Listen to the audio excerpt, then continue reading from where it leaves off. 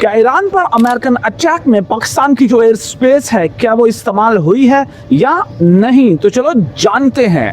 Iran पर होने वाले अटैक में यानी कि ऑपरेशन मिडनाइट हैमर में बहुत सी चीजें ऐसी जो कि डिसेप्शन में होती हैं, स्टेल्थ में होती हैं और किसी भी चीज को यकीन से इसलिए नहीं कहा जा सकता क्योंकि मिलिट्री खुद एक डिसेप्शन का माहौल क्रिएट करती है। लेकिन अगर एक मिनट के लिए ये मान भी लें कि गुआम की बेस इस्तेमाल की गई कि जहां से बॉम्बर निकला, तो रास्ते में बहुत से मुमालिक आते हैं, फिर इंडियन एयर स्पेस आती है और फिर पाकिस्तान की एयर स्पेस आती है, तो क्या इंडिया की एयर स्पेस इस्तेमाल हुई होगी? Well, diplomatically yes, but logically no. Diplomatically इसलिए कि इंडिया अमेरिका की गुड बुक्स में नहीं है। ऑपरेशन सिंदूर की नाकामी के बाद ट्रंप इंडिया से नाराज है। G7 में मोदी से मुलाकात से पहले ही ट्रंप चला गया और लंच पर ट्रंप ने मोदी को इनवाइट नहीं किया। तो डिप्लोमेटिकली इंडिया ये चाहेगा कि वो अमेरिका की गुड बुक्स के अंदर आ जाए, लेकिन लॉजिकली इसलिए नहीं करेगा कि ऑपरेशन सिंदूर के बाद से इंडिया में इंटरनल रिफ्ट बहुत ज्यादा है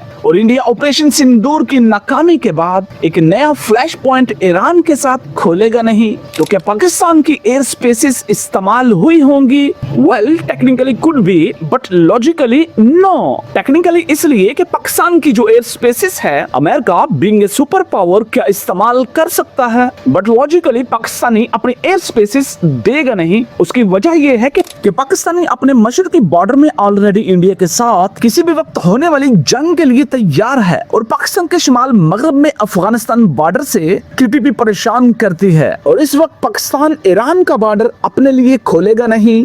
सो लॉजिकली पाकिस्तान अपनी एयर स्पेस दे नहीं सकता। वेल, क्या शाम की एयर स्पेस इस्तेमाल हुई होगी? वहां पर तो pro America, pro Israel government already मौजूद है। हो तो सकता है, लेकिन अगर आप गोम के लॉजिक को अपने जहन में रखेंगे तो ये लॉजिक बनती नहीं है कि शाम की एयर स्पेस इस्तेमाल हुई हो। तो ऐसे ऑपरेशन में इंडियन ओशन, अरेबियन ओशन का इस्तेमाल किया जाता है।